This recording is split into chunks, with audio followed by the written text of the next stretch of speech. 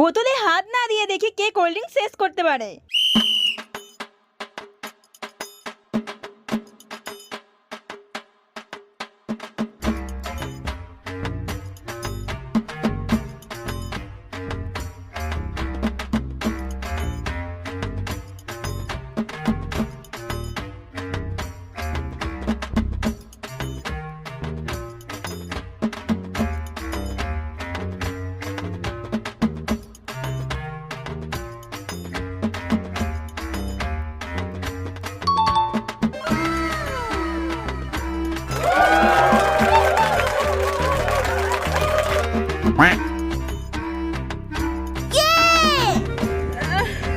খুব চাপের ছিল এটা।